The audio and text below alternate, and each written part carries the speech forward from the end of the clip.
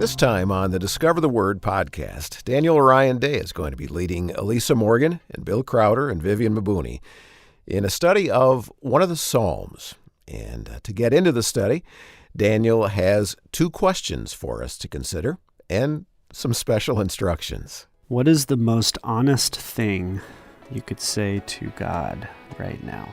I want you to hold on to that question, Bill, not go straight for it, okay? I just went ahead and answered it. I assumed that there was a question that wanted an answer, so that's I answered. Right. Yeah, and I want to add another question to it as well. So what I have is two answers ready? Well, you don't, not yet. This is just to ponder. Yep. No answering, just pondering. What is the most honest thing you can say to God right now, and is it okay to say it? Those are the questions I want you to hold on to. Okay. And not answer them yet, Bill. All right, and so don't you answer them yet either. As Daniel said, refrain from answering until we get further into our study of Psalm 88, a psalm that we'll be calling a most gut-wrenching psalm. And so what is the most honest thing you could say to God right now? And is it okay for you to say it? We'll discover the Word with us next.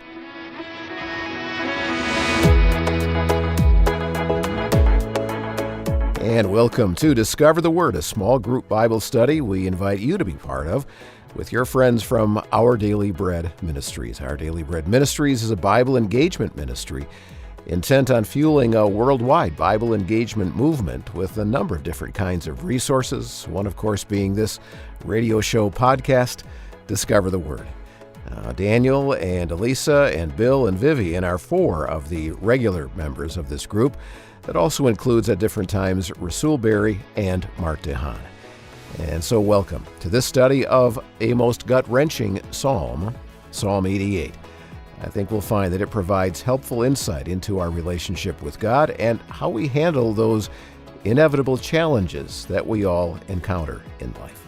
All right, so let's get started. And I think it would be best for Daniel to repeat those two questions that will frame a lot of what we'll be able to take away from this study of Psalm 88. Right, so Daniel?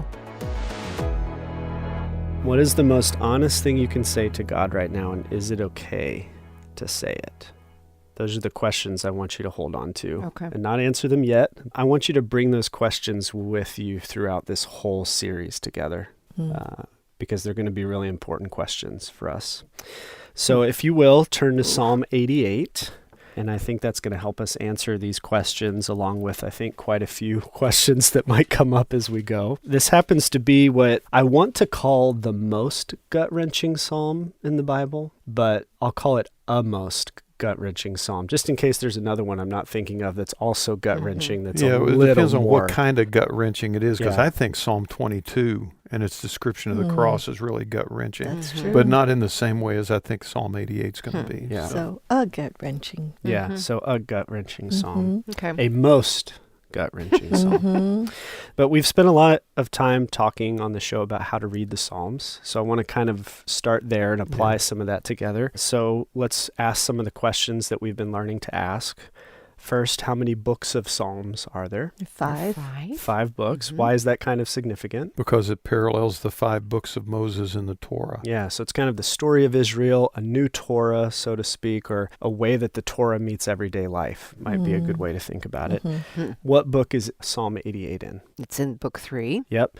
And generally, what is kind of the thematic theme that book 3 follows? That's the main one I Psalms? can remember is lament. Mm-hmm. I have There's a trouble lot of remembering lament. the other topics. Books 1 and 2 contain the majority of David's Psalms, and I think a huge percentage of books 1 and 2 are lament as well, Yep, mostly they are. because they are David's Psalms. Yeah. And it kind of tracks the journey of Israel as well. And so book 3, we kind of pick up maybe with Solomon's reign, and then by the end, they're going into exile, which is what book 4 ends Okay. up being And about. then So it's book kind of 5 is the Israel's coming falling out. apart. Yeah. Yeah. And then book 5 is They the rejoice coming out. again. Yep.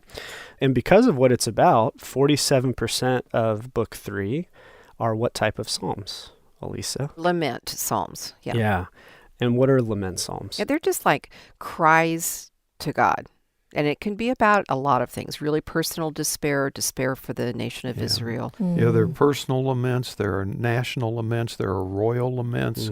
They're all different kinds, but ultimately somebody's complaining to God about their life situation in some way and for some reason. Well, and complaint sounds, a little critical, but sometimes it is irrational wailing, and sometimes it's just legitimate pain. Well, and complaint is a word that the Psalms use a lot. Totally. But in our language, we get kind of I feel like there's an anguish. I'm not Korean, I'm Chinese, but there's a Korean word han, which is this deep, deep sadness and anguish, which is equivalent, I think, to lament. That's good. That's and helpful. So I think that there is a sense of just anguish, and there's nothing else to do but to wail.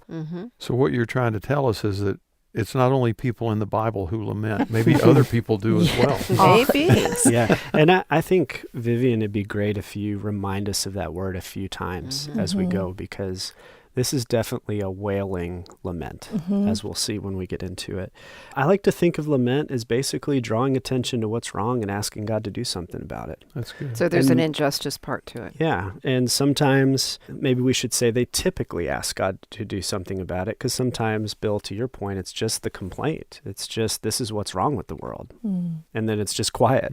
Like, what are you going to do about it, God? Now, one of the things we've talked about when we've considered lament psalms here at the table before is that most of the time, one of the things that takes it from being simple complaint, Elisa, is that it resolves in a statement of hope or expectation, not only asking God to do something, but expecting that he will. Yeah. Yeah. And I love those laments. This isn't one of them. This isn't In fact, that's the reason I think it's one of the most gut-wrenching. Right. Is because when we get to the end, it's heavy. Yeah. And it doesn't have the typical statement of hope or trust that we would expect. There might be one kind of at the beginning. We'll talk about that in our next conversation. But for the most part, there's no statements of hope or trust in this whole psalm. And I think for us, from a Western perspective, there is that sense that we love the closure and the happily ever after. So it's like once upon a time, and then we have some disruption, and then it gets resolved, and they live happily ever after. And some cultures, that's not necessarily true. And I think in Eastern culture that the Bible's written in, that's okay. Like to kind of like have the ending be to fall off a cliff and that's the end. It feels very disjointing. But when I watch like a Korean movie or a Chinese movie, sometimes that really is the end. That it's just, there's no closure, and I feel very uncomfortable in that. But often the thinking is more circular rather than linear. And I do think that it's important for us to understand that that's probably more typical of life than obviously the happily ever after. Because, I mean, I think it was Ernest Hemingway that said, every true story ends in death. And maybe that's another good way to bring us into this psalm, because it's going to talk about death quite a bit, actually. I want to draw our attention to some of our Bibles have a title above this psalm. What are some titles that we see there? Well, it's got a lot of titles. A song, a psalm of the sons of Korah. Go above that. What about because you have the NIV. My descriptor says. So does it have a descriptor before verse 1? Mine does. It says a cry of desperation. There we go. That works. Bill, do you have one in yours? Yeah, mine says a petition to be saved from death. Yeah. I've also seen a prayer for despondency, prayer in the darkness of despair, prayer for the darkness of the grave. Yeah, and immediately my mind goes to hello, darkness, my old friend. I've come to talk with you again. The Sound of Silence by Simon and Garfunkel. I mean, there's something about that just feels weighty. Well, I do have a little footnote that there's possibly a tune entitled The Suffering of Affliction that it's supposed to be sung to. Yeah, so go ahead and read the superscription for us, which we call it the superscription. In the Hebrew Bible, it's actually verse 1. But in most of our English Bibles, we see a superscription there. What's the superscription there? A song, a psalm of the sons of Korah for the director of music, according to the Mahalath Lenoth, a maskil of Heman, the Ezrahite. And this maskil is what could be possibly a tune, the suffering of affliction. Yeah, so a maskil is a skillful artistic song, is typically what that word could be. It's actually, there's debate on what these words actually mean, because they've kind of lost what these words were. The Mahalath Leannath which who knows if we're even pronouncing that correctly, Elisa. I tried, yeah. Could be a play off of a word, mahala, which means sickness. And so it could be that this is a song about sickness or a song about illness, which is interesting. But first, it's a song, which jumps out to me. Mm-hmm. And I'm curious, have there been times in your life where a sad song was the exact thing that you wanted to listen to? Absolutely. Yeah. Are you willing to share maybe one or two of those? When you said, what would you say to the Lord? I'd say, I'm tired. And I think of the song, Precious Lord, Take My Hand, Lead Me On, Help Me Stand. I am tired. I am weak. I am worn. And that's how life feels sometimes. There's a song that Jeremy Camp just released called Better, and the first couple lines say, I've screamed into the silence, and all I heard was doubt. I've prayed to see the sunshine, but the rain kept coming down. And it's a song of trust in the midst of really difficult times. Very similar to Casting Crowns, I'll Praise You in the Storm, I think, Yeah. Both of you went spiritual. I thought of dating through high school, and a little bit of college when someone breaks up with you or there's some kind of tension in the relationship or whatever. I don't know. I was just drawn to songs that were sad and about. So thanks for the spiritual examples there. But we do what we can. Yeah. And so this isn't just a song. It's a psalm of the Korahites. So quickly, there's 11 psalms in the Bible that are attributed to the sons of Korah. Who was Korah? Korah was a dude back in Moses' time who led a rebellion against Moses and was judged by God for it. And apparently, from what we see in the text, most of Korah's entire family had followed him in the rebellion and were wiped out as a result of that in judgment by God.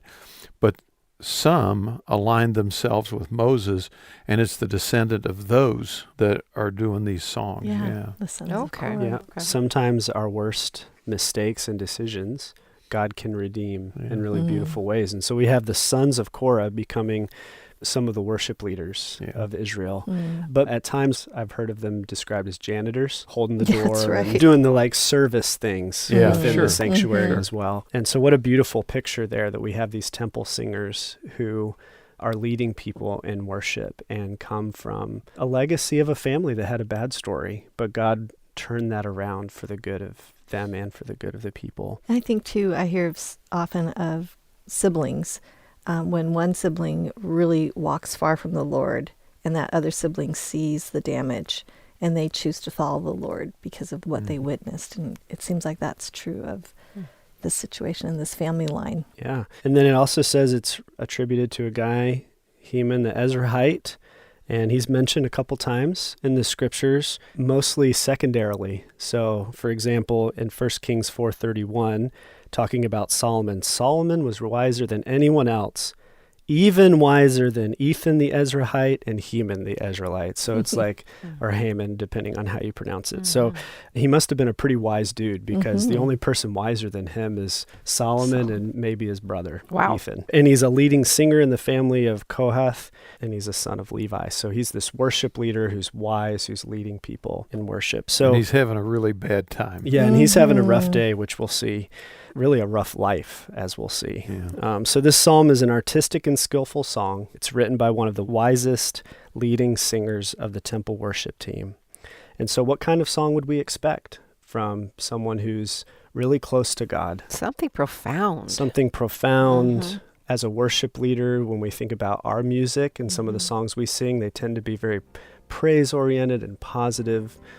I don't think that's going to be what we see here, but for some really good reasons. Yeah, I think if he's as wise as you're leading us to understand, then he's wise enough to know that all of life is not like that, that some of it really is hard, and you got to talk about that too. And he feels like he can be completely honest with God, as we'll see. So again, what are the questions we're bringing with us? It's what do we want to say to God right now? Yeah, what's and the do most we feel honest safe? thing that we can say to God? And is it okay to say it? Yeah. And maybe safety is a part of that, Elisa. All right, so those two questions are going to be really important for us to keep in mind as we journey through Psalm 88 together over the course of the next hour. Daniel wants us to resist the temptation to give a final answer to them until later in the podcast, because this psalm may have a shaping effect on your answers. All right, well, next they're going to focus on the first couple of verses of Psalm 88, where the writer, Heman, begins with a hint, just a hint of trust in God. As we'll see, he is in a pretty dark place, but he first describes the God he's crying out to as a God who listens. So let's explore why that actually is a pretty significant piece of this most gut-wrenching psalm. What are the questions that we're bringing with us? If you could say something totally honestly to God right now, what would it be, and would it be okay for you to do it? Yeah. So let's keep those in our minds as we begin to read Psalm 88. And let's read verses 1 through 2 together. Maybe, Vivian, you could read that for us. O Lord, God of my salvation, when at night I cry out in your presence, let my prayer come before you. Incline your ear to my cry. So in some ways, you could say this is the only statement of hope or trust that we have in this psalm. What hints of trust do we see? He still sees himself as being in God's presence Yep. in the midst of his difficult circumstances. Yep. And in the NIV, it says, Lord, you are the God who saves me. Mm-hmm. And that's such a clear, I think, expression of this trust, this unconditional. I'm starting off by saying, I trust that you will save me. Yeah, and that's a good one to camp out on just for a second, because that phrase, God of my salvation, is something that has become a part of the DNA of Israel, something that they pass on from generation to generation. We see it mentioned in Exodus 15:2. Could someone read that for us? The Lord is my strength and my might, and he has become my salvation. This is my God, and I will praise him, my father's God, and I will exalt him. Yeah, and that was written when Moses and Miriam led all of Israel in worship right after they came out of Egypt. So direct experience. Yeah, Direct and I think experience. that's good, Daniel, because I think it's important for our listeners. We are people who live on this side of the cross and the resurrection. And so our normal kind of connotation for the word salvation has a more spiritual, eternal dimension to it. Whereas in the Old Testament, when Israel uses the word salvation, it's more of a temporal rescue or deliverance. Which both are important. Yeah. you Both know? matter. And Yeah. if you're going to ask that question of God, what question would you ask of God right now? And can you be honest enough to do it? Sometimes it is temporal, physical, help. Absolutely. Yeah. And speaking of that, we see another example of the use of that phrase, God of my salvation, in 2 Samuel 22:47. Could you read that for us, Bill? And Sure. if you know the context, throw it in or I can share it. The Lord lives. Blessed be my rock and exalted be my God, the rock of my salvation. This was David after he had been pursued by Saul for many, many years, and he'd been hiding in caves and just all kinds of terrible situations. But now, finally, all that's gone, and he's delivered, rescued, saved from those circumstances. And so when Heman, the Ezrahite, pulls on that thread, O Lord God of my salvation, there's a sense of trust there. At least I've seen you work through my family's story in the past. Yeah. And maybe a hope that he'll work. And in through the his life. nation's story as well. Yeah. Yep. And I think he's going to the source. Mm-hmm. You know, Yeah. just as far as whatever the circumstances are, the first words are God. And so that's significant, I think, as well, is It is. who we turn to in the midst of the challenges. And then the fact that the remembering that he's the God of our salvation. Well, and again, we don't know that much about his personal story, but a lot of times, especially like in David's Psalms, when he makes a statement like that, he's leveraging past experience with God. When God has rescued him in previous situations, and now he leverages that to say, because you have been the God of my salvation, I'm trusting you're going to be that again. Yeah, because what's the big difference between Heman using the phrase here and the two examples that we just looked at? When were they calling God the God of salvation? After being rescued. After Right, being after rescued. an actual But to go direct back experience. to what we know about Heman is that, you know, you called out in our previous conversation that he was wise, almost as Super wise wise. as Solomon. So wisdom is, I remember Haddon teaching me this, is a skill for living. You don't develop that just by reading a bunch of books. You develop that by personally living through tough times. So Yeah. there is a kind of a both and probably here. Yep. And I think, Vivian, to your point, it's really important to recognize he is crying out to God. So that has some weight to it. The fact that he turned to God. Yep. shows some trust. And then, Bill, you mentioned in your presence. So he seems to think that God's there in some way and could potentially listen to him. So when does the psalmist cry out? Day and night, like 24/7, pretty much. Yeah. My translation I normally read makes it sound like it's only at nighttime, but the Hebrew word day is very much there in the verse, which is helpful in the NIV and NLT and some of the others that really draw out. All day long, I'm crying out. Now, is it all day long, or is it, this is the rhythm of prayer? I pray some during the day, and then I pray some more at night. Is it just that rhythm of how Judaism functioned with prayer? Like they would have certain prayers for different times of the day and things like that?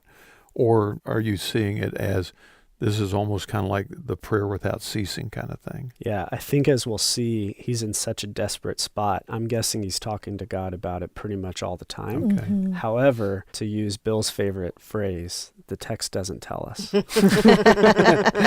that is always the right answer. Yeah. That is always the right answer. What's the first thing that Heman asks for? May my prayers reach your presence. Yeah. And this really descriptive, turn your ear to my cry.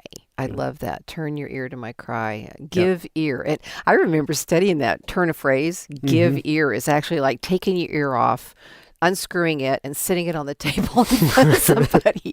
It's such an intentionality of give me your ear. Yep. And the word incline there, incline your ear to my cry, means to stretch. So let your mind imagine that for a second. Yeah. Stretching Stretch it. your ear so you could A hear Gumby for ear. it. Yeah. The word cry here is interesting because it could mean either rejoicing or wailing.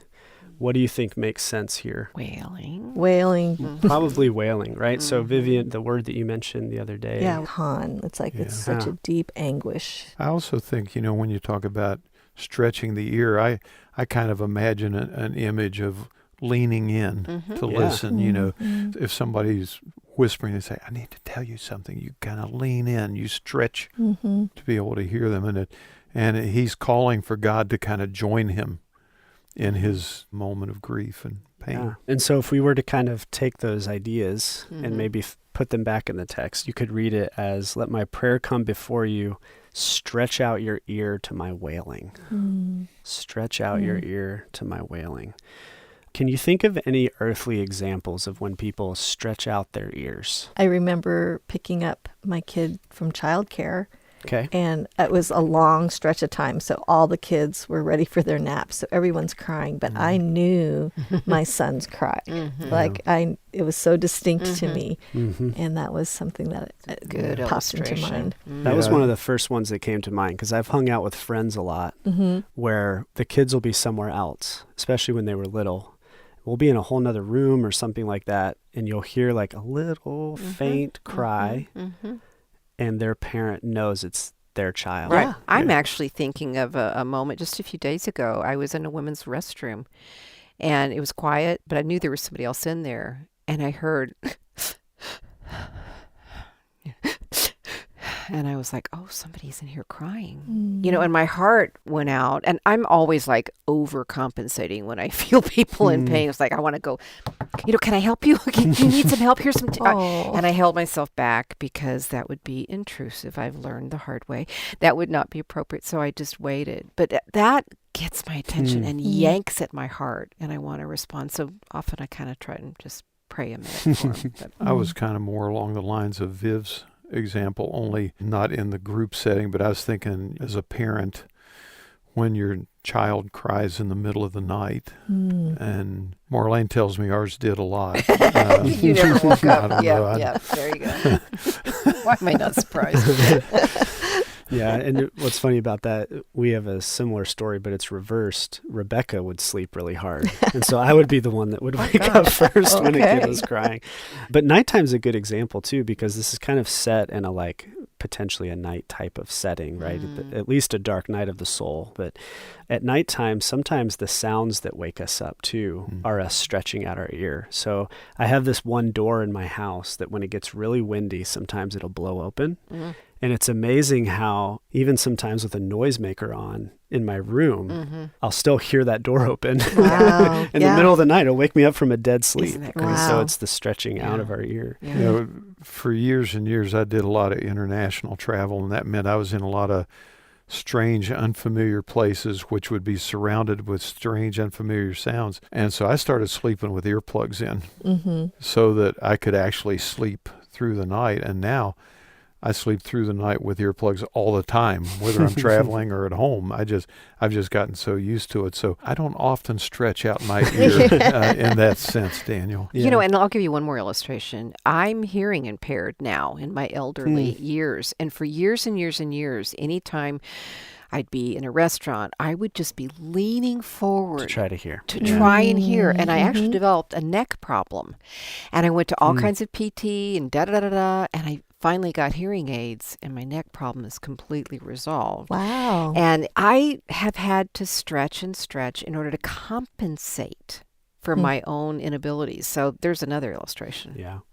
There's one more that I thought of as well, and that's, have you ever been in a restaurant where there's like some firemen or women or policemen or women, and they're sitting there having lunch, and you hear just a crackle, but they hear that radio and get up immediately and go to their vehicle, right? And so there's a way they're used to like listening for that code or whatever it is that they hear that says, oh, I'm the one needed now, and they respond quickly. Yeah. So what does it say about Heman that he's asking God to stretch out his ear? What does he kind of think about God that would make him ask for that? He should be the first responder to Heman's needs. You know, I'm calling 911. Yeah, and as we think about maybe what are some of the most honest things that we could say to God right now, and is it okay to say it? We see one of the wisest worship leaders of Israel begin the most gut-wrenching psalm, potentially in all of the psalms,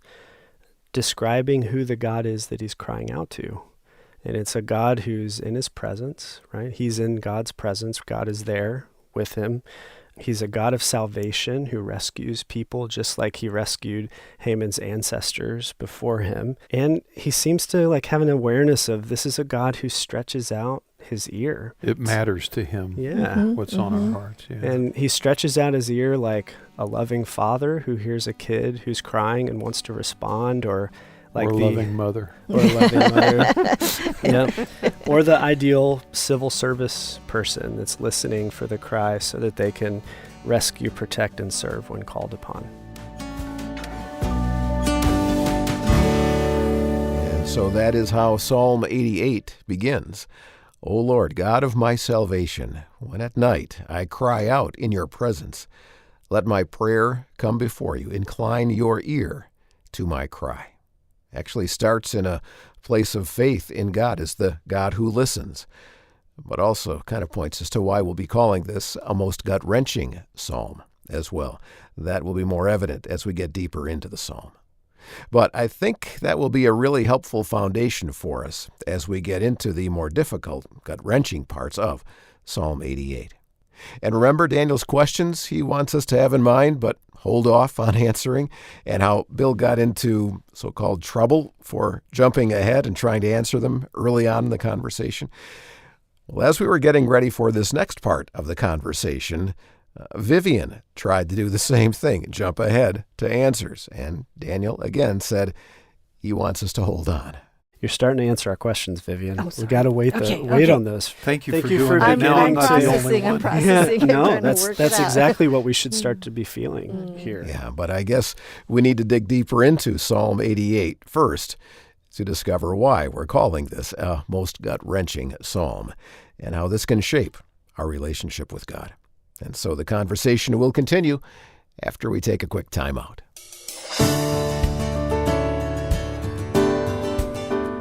Now, can I really say that to God? That's the kind of question we're asking this week. And so as we study what Psalm 88 says about being honest with God, I want to tell you about a book from Our Daily Bread Publishing called Honesty with God, Learning to Pray from the Psalms. Dan Schaefer is an award-winning author and retired pastor. He's written 8 books, including A Better Country and The Power of Weakness. And he pastored Shoreline Community Church in Central California for more than 20 years. And I think this book, Honesty with God, would be a great follow-up to our study this week, helping you discover the freedom to talk openly with God, through the psalmist's examples. Now, a number of other psalms, in addition to Psalm 88, reveal the kinds of conversations God is willing to have with us.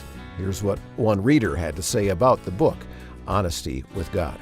She wrote, "A friend gave me this book, and it came at a perfect time in my life. I'm not quite finished with it yet, but it has already touched my heart, and better yet, helped me change my prayer life to one where I am not reluctant to articulate negative emotions to God.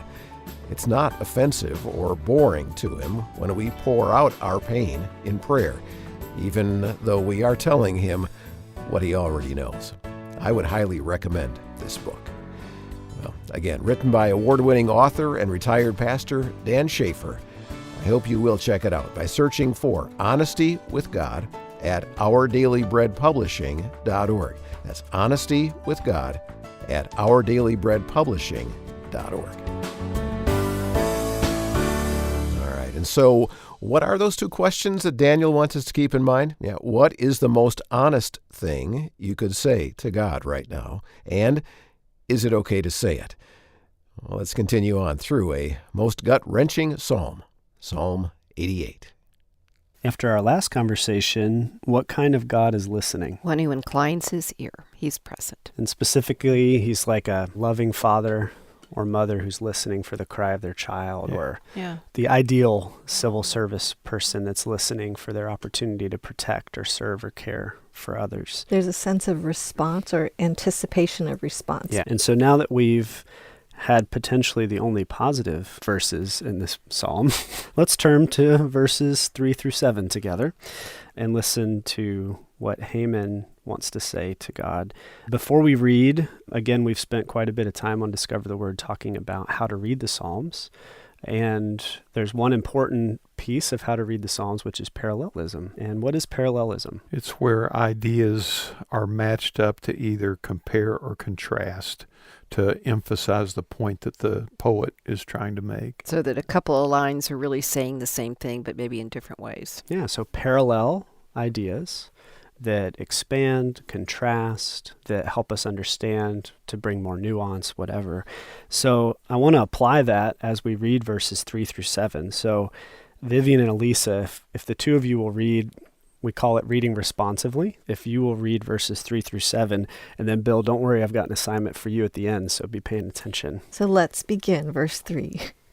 For my soul is full of troubles, and my life draws near to Sheol. I am counted among those who go down to the pit. I am like those who have no help, Like those forsaken among the dead. like the slain that lie in the grave. Like those whom you remember no more. For they're cut off from your hand, You have put me in the depths of the pit. in the regions dark and deep. Your wrath lies heavy upon me. And you overwhelm me with all your waves. Selah. Good job, Bill. You nailed that. Did you hear how by reading responsively, there's there's weight to it, Yes. right? And these repeated ideas. Each one describes it at Yeah. a better level. Let's just walk through this. Verse 3, Vivian and Elisa, if you could read that one for us one more time. For my soul is full of troubles. And my life draws near to Sheol. Yeah, so what is full of troubles? Haman's soul. Yeah, so whatever he's experiencing now is not necessarily, I mean, it could include it, but it's not necessarily like he's in a chronic illness situation or something like that. He seems to be saying that this is internal spiritual suffering that he's enduring. Yeah, the chronic illness is coming, so you can we'll be hang excited on to that wait one. for that, Bill. Mm-hmm. But no, there's a sense in which in this psalm, the physical and the spiritual, there's a suffering in both areas. Mm-hmm. Sometimes in Christianity, we've had the tendency to kind of separate those, like, oh, my soul is where I connect with God, and then my physical life is the thing I just have to get through until I get to eternity with God. But even in the New Testament, right, we have this idea of the resurrection of the body, which isn't developed at this point in Israel's story. But there's a sense in which the body and the soul, like this is all encompassing for Heman as he's writing. I just want to be careful we don't make too light of this, because it is one of the most gut-wrenching psalms. When your soul is full of troubles, I know what that feels like. Yeah. And I know a lot of people do. And I call it depression. Mm-hmm. And the image that always comes to me when I'm trying to describe it, like to my counselor or something, is walking around the edge or peering over the edge of this black, dark hole that you can see no bottom in. And I've been down in that hole before, and it feels like there's no way to get out. But for me, depression begins when I realize I'm on the edge of the hole and I'm looking down on it again. I can just feel it encompassing me.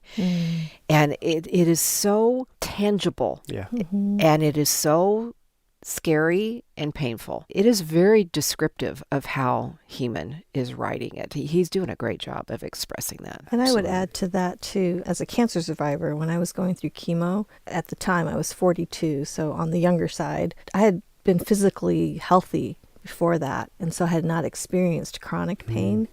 But when you're in chronic pain, there's something about our physical bodies and the anguish that absolutely affects, Saps I think, you. Yeah. I think people that are dealing with chronic pain that doesn't go away, I think that can wear and absolutely affect our spiritual life as well. And commentators, scholars have talked about this psalm in particular and wondered if Heman's struggling with mental illness struggles, if he's struggling with chronic illness, what it is that he's struggling with. We get kind of a hint in the next line.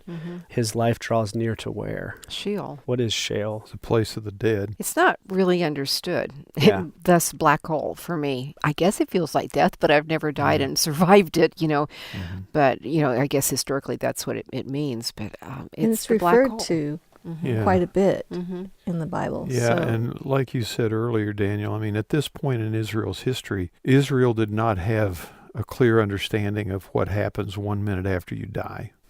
We have been given information that they did not have. And so at that point, they used terms like Sheol and the grave and terms like that to try to describe a whole category for which they had very little understanding. Yeah, and there's a lot of fascination in the ancient Near Eastern cultures with the Book of the Dead from Egypt, talking about the grave, the unknown region where people go when they die.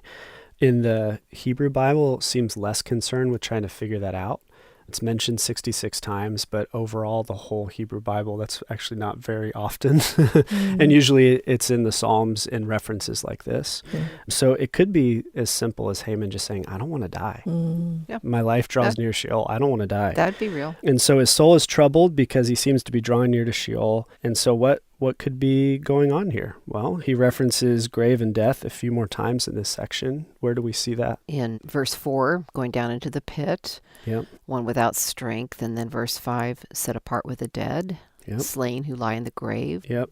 What's a modern phrase that we sometimes use to describe this type of a situation? Hopelessness. Hopelessness, or he has one foot in the Grave. grave. Yeah.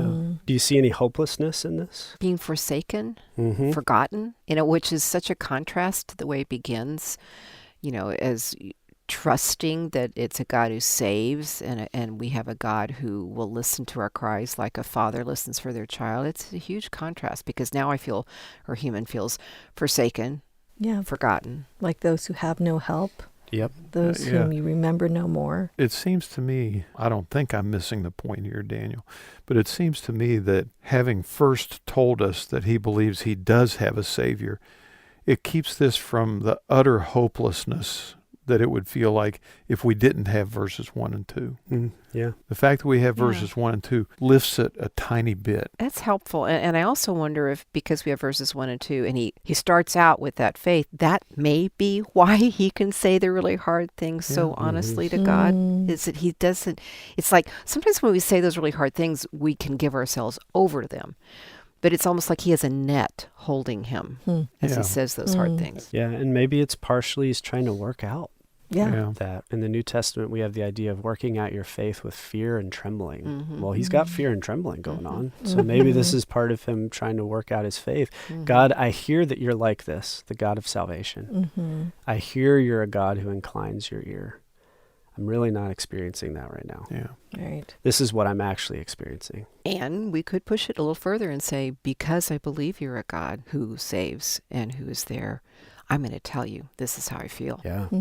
And we see him in verse 6 begin to blame God. You have put me in the depths of the pit. God, you're doing this to me. Yeah. I've often heard you should never blame God. But Heman seems to think that that's okay in some way. And I think the in some way part is not just a throwaway phrase, Daniel, because I really think that this is where we get into the mystery of how God's sovereignty works, because I believe God's in control. You know, I mean, there's mystery in there. How can God be in control? And yet then you get all the questions, why do bad things happen to good people and all that? And that's why I say there's mystery in that. And I think the in some way is where we kind of have to leave it in mystery. Verse 7 mentions that your wrath lies heavy upon me. You overwhelm me with all your waves. I was reminded, Bill, of something you always tell me, which is most of the Bible is God speaking to us, but in Psalms, humans speak back to God. And so is God actually, quote unquote, judging Heman because of disbelief or something by causing all this pain? We don't know, but not necessarily. It could be that he's experiencing all this and he's like, God, why are you doing this to me? So we don't know for sure what's going on with Heman. We know he's really struggling. He's in a really dark place. And he lets God know exactly how he feels, including blaming God for all this. And so as we think about our questions, what is the most honest thing I can say to God right now? And is it okay to say it? And as we think about the God who's listening that Heman describes, a God who knows or stretches out his ear to our crying or our wailing, like a loving parent or the ideal civil service person that's ready to serve and protect. It seems like Heman, one of the wisest people in Israel's history, a worship leader for the people, feels comfortable enough with this God to blame him for hard things. And we'll see that even more clearly in the next section. And I think the depth of Heman's struggle will become even more obvious as we continue to work our way through Psalm 88. And I think that will give us even more to work with as we keep Daniel's two questions in mind and begin to form answers that are influenced by the nature of a most gut-wrenching psalm. So, as we go through life, there are some struggles that are long-duration experiences. Some problems and difficulties are really rough, but they don't last a super long time. Others, however, last for months, for years, decades. And we kind of have expectations of God, don't we, as a God of rescue. That's how he's presented in Scripture. And we wonder, where is my rescue? Doesn't seem like God is, in this situation at least, there for me in the way I expect. Well, let's continue on in Psalm 88. All right, Elisa, what are the questions that we're bringing with us through this series? What is the most honest thing we can say to God right now? And are we really safe to say it? And what type of God is listening? One who saves and one who really is listening. He inclines his ear toward us like a concerned parent. Or like an ideal civil service person who's listening to their radio, ready to come and serve and protect and rescue. And what is Heman modeled so far as kind of an answer to those questions? There's a raw honesty that he is modeling as clearly in the top 5 wisest people. He's on the Mount Rushmore of wisest people. Yes, he is. That's good. But he is really processing, and he actually blames God for the hard things that are going on in his life. Yeah, he feels so comfortable with this God that he's honest. And he's not just wise, he's also a worship leader, right? Today he'd be on stage leading the service. And we're going to see that even more blatantly in this section, how comfortable he is with this God. So let's keep reading with parallelism in mind. Bill, I thought maybe you could read a little more this time. So I put you in the assignments as well. So Vivian, if you'll pick up with verse 8 for us. Sure. You have caused my companions to shun me. You have made me a thing of horror to them. I am shut in so that I cannot escape. My eye grows dim with sorrow. Every day I call on you, O Lord. I spread out my hands to you. Do you work wonders for the dead? Do the shades rise up to praise you? Selah. Are there any verses in this that are particularly jarring or surprising to you? Well, whatever his personal struggles are, he sees them affecting his relationships. Yeah. And maybe that's the challenge of this stanza of the psalm. He sees his companions and friends abandoning him.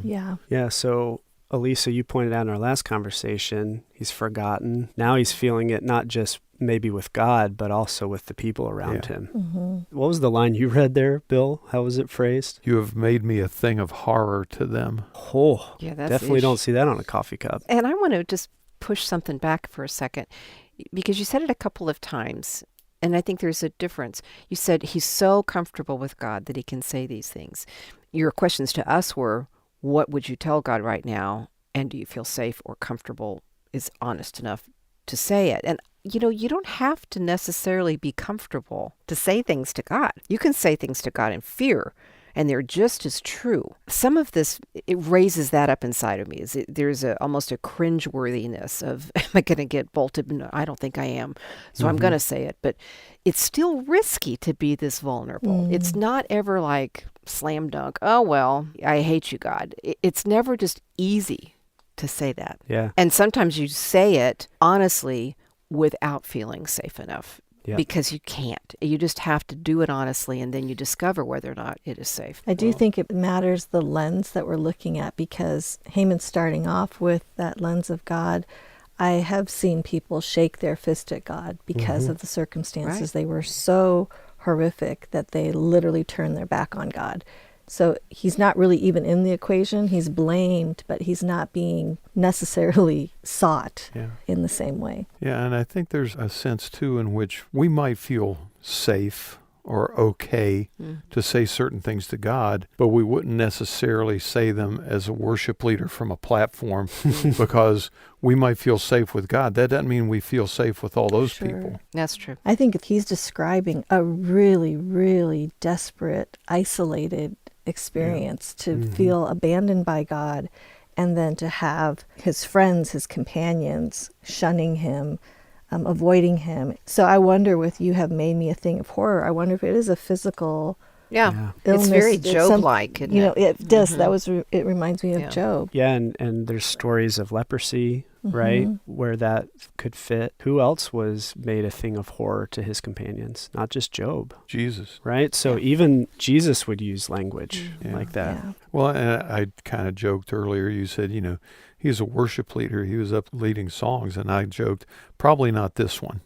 But he probably did lead this one, and that might be why the Selahs are in there. Because Just for Yeah. pause. the best we understand of what Selah means, it's pause and reflect. Yeah. Pause and reflect. So after having the group sing a few of these verses, to pause and reflect, which is kind of what we're doing. We're Right. pausing and reflecting Yeah, totally. on what he's saying and how it fits into our own experience and things of that nature. Yeah, I've also heard it described as pause and let something wash over you. Really let yourself feel the emotion of what you're reading or hear. But do we really want to pause here? Not so much. I mean, honestly, in our humanness, do we want to pause in this moment? No, we want victory. We want relief. To have this be a song to the congregation, that's really significant, to model that to God's people. Here was someone so wise, a leader who was like literally modeling out that this is okay. I'm actually saying these words, and let's pause, let that wash over. That's really profound. And to take that even a little bit further, Viv, the fact that God includes this in the scriptures models it for us, Right. to give us permission to be that raw and honest with him. Yeah. It reminds me, we had Sung-Chan Ra on talking about lament, and he made a really important point, which was we try to move past lament too quickly.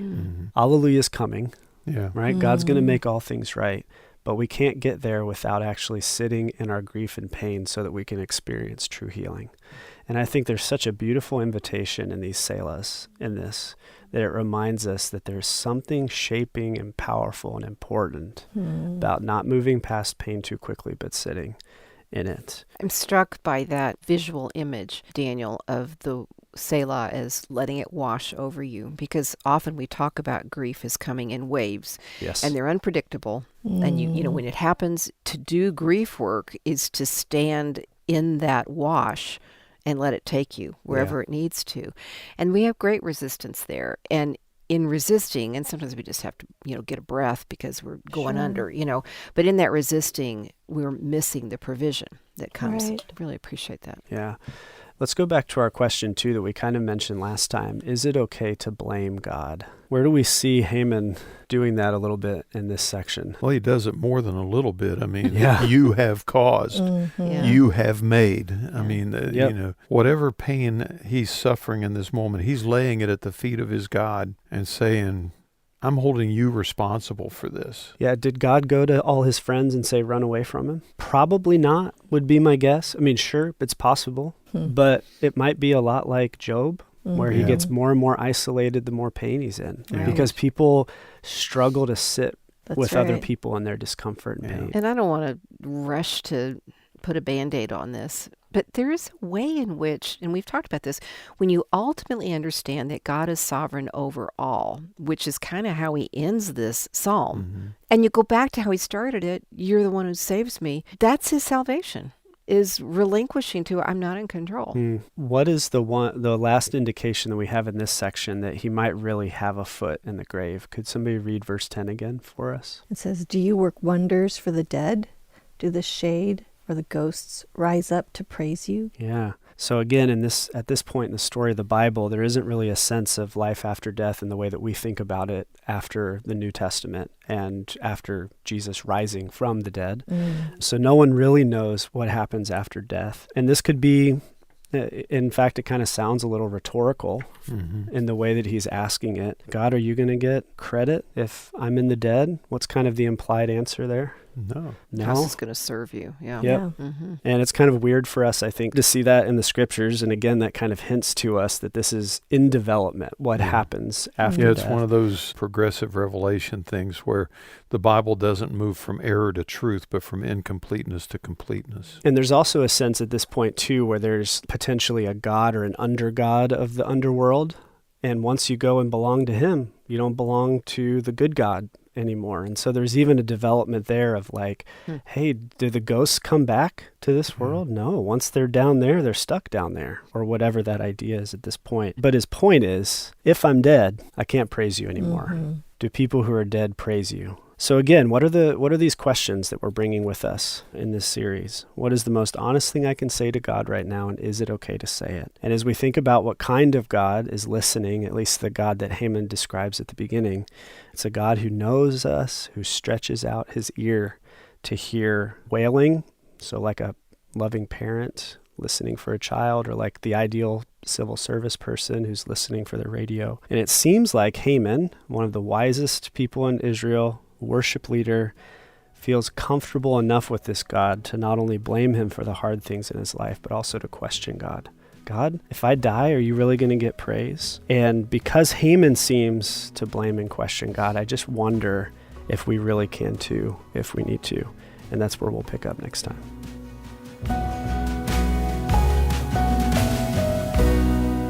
All right, we're working our way toward answering those two questions that Daniel has been posing all throughout this episode. What is the most honest thing I could say to God right now? And is it okay for me to say it?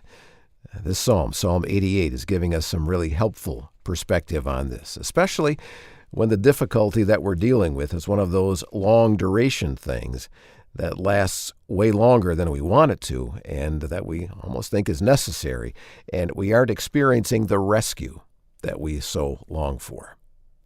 Well, how does Psalm 88 end? Well, we're used to the Psalms ending on a high note of praise and thanks and worship, but is that how this psalm ends? And how can that help inform how we might answer Daniel's questions? Well, wrap up this episode with us right after we take a look ahead at what we have planned for our next two episodes.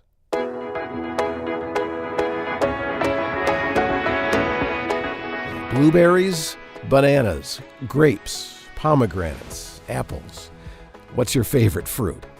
Well, next time on the Discover the Word podcast, Elisa Morgan leads the group through a study called Fruitful Living, in which we'll be going through the fruit of the Spirit in Galatians chapter 5. You know, just for fun, and it really is just for fun because it's a little facetious, but I chose a specific physical fruit to express each of the fruit of the Spirit, kind of as a memory device for us. I mean, these are not literal. I just made them up, okay? Just full disclosure. Yeah, but I think it will make a fun way of studying this by attaching a fruit to each of the love, joy, peace, patience, kindness, goodness, faithfulness, gentleness, and self-control.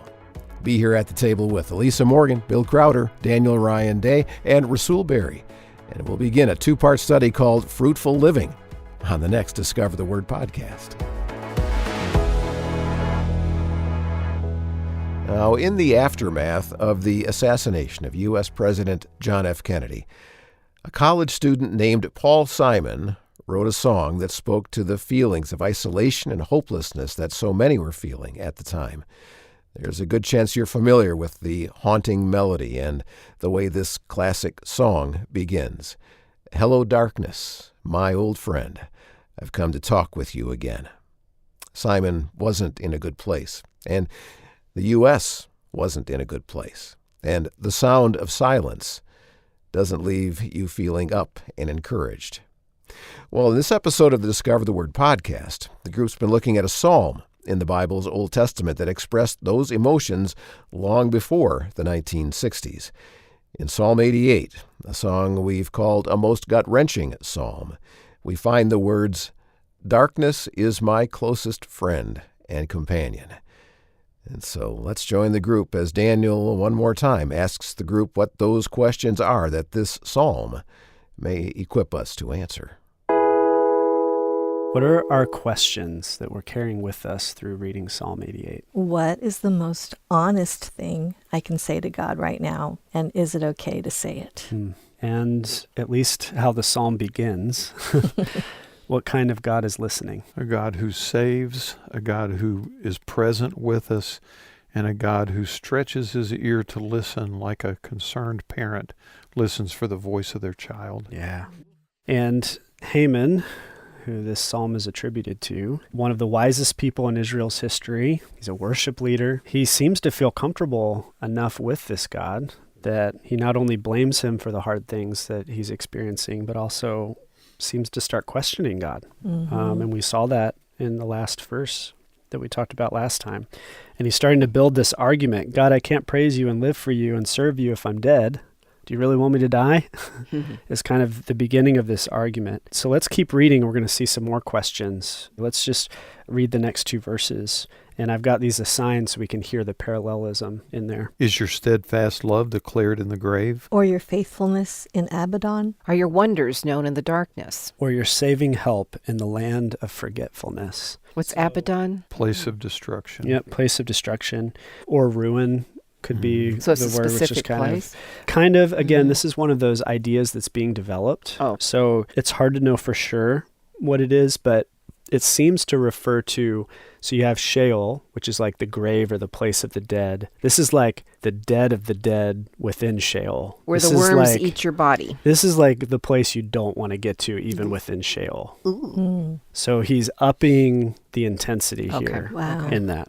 Hell within hell, or a place where somehow there's even more destruction of the soul. So again, developing idea, we don't fully know, but it seems to be some kind of like hell within hell. I think sometimes I have to remind myself that we're reading poetry here. Okay. Yeah. And poetry can't be read the same way that That's prose exactly is it. read. Thank you. So let's be careful not to apply some of our later understandings to Yeah. poetry. That makes sense. Thank you. And what's kind of the argument that he's building at this point? That he would reference something like Abaddon. How extreme can I Yeah. go to be away from Yeah. you? Yeah. And is God's faithfulness there? Right? In the place that I would be most separated from you, possibly, in my understanding this far, right? So that's some of the poetic work that he's doing. Bill, the line you read was interesting, is your steadfast love declared in your grave. Yeah. So the most important word to understanding the Psalms is hesed, which we've talked about a lot. What is hesed, and why is it surprising to find it in Psalm 88? Well, it's God's faithful Loyal covenant love, love, his yeah. loyal love. And we have a psalmist who's appealing to that loyal love, in a sense, while questioning it. Yeah. What a beautiful invitation that we might have as well at the times when we feel like, God, I thought you were loving. Where are you? Yeah. Right? So let's keep reading. Bill, if you and Vivian will read the next verse for us. But I, O Lord, cry out to you. In the morning, my prayer comes before you. So now he's kind of repeating the beginning, right? Day and night, I cry out to you is what he says in the beginning. here, morning, my prayer comes before you. So there's some kind of sense, maybe this is the only other place that's kind of positive. Maybe in the reminding psalm. himself. Yep. Yeah. Elisa, let's keep it going. And then, oh Lord, why do you cast me off? Why do you hide your face from me? Wretched and close to death from my youth up. I suffer your terrors. I am desperate. Whew, what jumps out to you in those sections? It's been going on a long time. Yeah. Yeah. Death from my youth up. Mm-hmm. So perhaps this really is like a chronic sickness or a chronic pain that he's been experiencing his Or whole chronic life. mental illness. Right. Yep, exactly. And then the idea too of, Lord, why do you cast me off? Right? That's a hard question to ask of God. Well, especially after you've just said, I'm crying out to you, and you're right there. Now, why do you cast me off again? Yep. In fact, that's why, as much as we want that to be like a hopeful moment, Lord, I cry out to you in the morning, my prayer comes before you. The way it comes next, it seems like his experience of that is, but you're not listening. Yeah, funk. Yeah. It makes me think of C.S. Lewis's comment about grief and being so separated from God that it's the sound of a door closing and bolting and then double bolting. Ooh. Yeah, that's definitely how it feels. Yeah, and I think that's the important thing, Daniel. This is how it feels. Mm-hmm. That doesn't mean this is what God's doing. Right. This is how it feels to the That's our psalmist. perception at Yeah. Yeah, times. that's how it feels in those dark seasons. It's such an honest desperation. Yeah. Yeah. And I think my heart goes out to Heman, thinking about this was not just a moment in time or a season of difficulty. It seems to be like a lifetime of challenge. And I think of people that walk through mental health challenges or chronic pain, muscular dystrophy, just from childhood on. Parents with special needs kids. Yeah. It's a not something lifetime. that just goes away. Like Yeah. my daughter just had her appendix out, and it was harrowing at the time and very painful, but a few weeks out and she's back again. So but that's not the same kind of desperation that Heman's praying here. Yeah, it's the difference between chronic and episodic. We have, all of us throughout life, dozens, maybe hundreds, maybe thousands of times, we experience these little episodes, which are hard, and they're painful, and they're difficult. This seems to be talking about something that's much more ongoing, and there doesn't seem to be any end in sight. Right. Yeah. This psalm is for those people that are in those places, right? Right. They're for us when we're in those places. Yeah. And now whether he's being literal here, close to death from my youth up, or again, maybe it's poetry, is just saying it feels like this has been going on forever because all of us in dark moments also feel like it's lasted forever. That's true. We don't know, but either way, there's space in this psalm for us. Let's keep reading. Elisa, if you'll pick it up. Your wrath has swept over me. Your dread assaults destroy me. They surround me like a flood all day long. From all sides, they close in on me. I hear in this a sense of there's no escape. I can't get away from this. Where would I run? Where would I hide?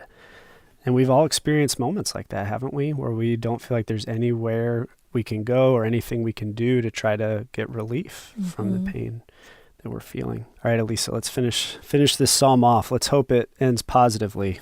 Go ahead. Okay, this is verse 18.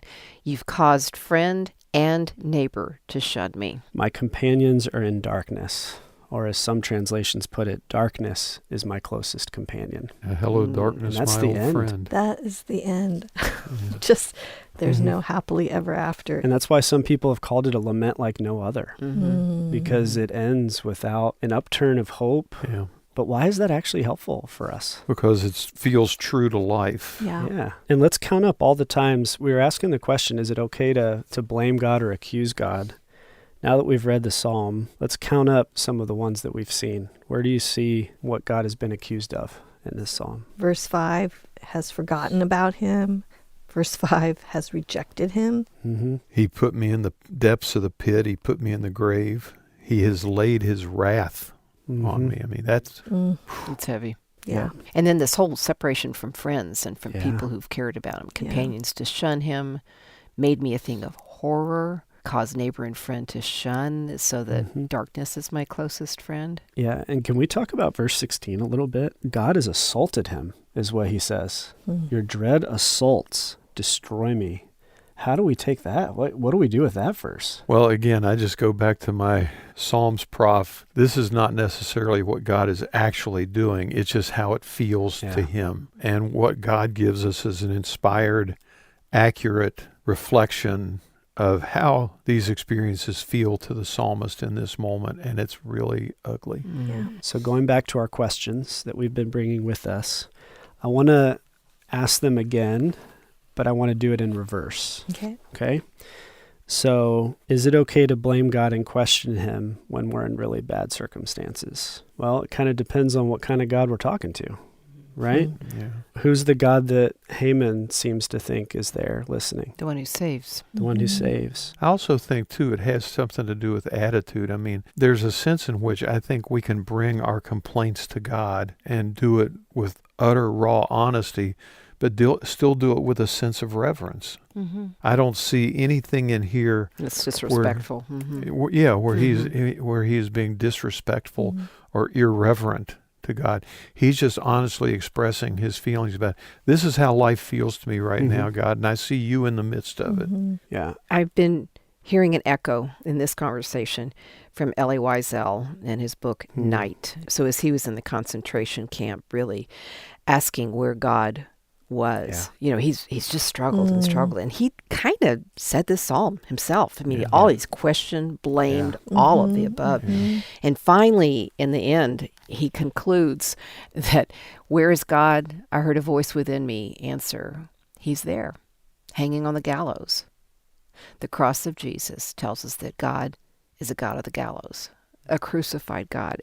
Because this psalm starts with the God who saves, you know, even though Heman probably didn't understand this, you know, just what you're saying, Bill, there is a reverence that comes. There is an embrace of God's presence and empathy that allows him to be this honest and ask these questions. With Elie Wiesel, I've read Night several times, and it's shattering. It is. It really is. Yeah. But I read something later on, because there's one point in Night where he says his first day in the camp, as he saw the smoke rising from the crematoria, he said, that was the night that consumed my faith forever. Right. But later on, he said in life, yes, I've written a lot about my complaints about God. I'm paraphrasing this part now.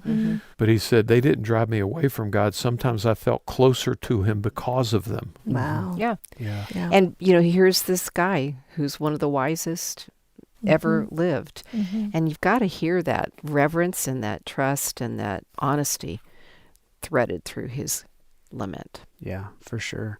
I do think sometimes, though, we need permission to be what's probably going to feel irreverent at times, to truly ask the question or say the thing that we need to say. And is it right for us to do that? Maybe not. But true honesty sometimes needs the words that reflect that honesty to the best of our ability. And that, especially for those of us who have grown up with the church, grown up with being told never question God, it's probably going to feel irreverent at times. And I think that is okay, because Christ's grace is even sufficient for that. Because he is the kind of God that stretches out his ear like a loving parent, listening for the cry of his child, and who responds to that with a desire to rescue. But this psalm doesn't end there. Yeah. It ends in a really tough spot. And instead of trying to tie it up with a bow or make it into something it's not, I think it's important for us just to let it be what it is. Let it wash over. Pause and reflect. Yep, let it wash over us.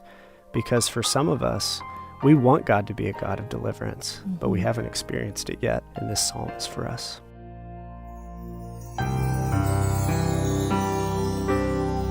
Yeah, that's good advice. Pause and reflect. Let it wash over us. That's one of the ways a psalm like Psalm 88, a most gut-wrenching psalm, can help us. And so what is the most honest thing you can say to God right now? And do you feel like it's okay for you to say it? Well, maybe you have a different, or at least a more nuanced answer to those questions after we've spent some time with this psalm. Daniel Ryan Day leading the conversation with Elisa Morgan, Bill Crowder, and Vivian Mabuni. And it was great to have you as part of the Discover the Word group as well.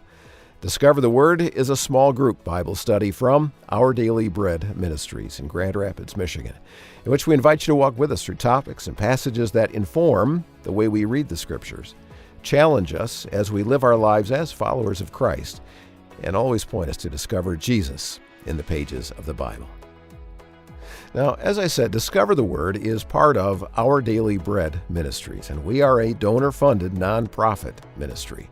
It is the generous support of listeners like you that makes it possible for us to provide these Bible studies around the world. And in addition to being available on the major streaming services, Discover the Word airs internationally on radio, including in Canada, the UK, Fiji Islands, and of course across the U.S. You can help us fuel a global Bible engagement movement when you partner with us financially at discovertheword.org. Click the Donate button. That's up there at the top of the page at discovertheword.org.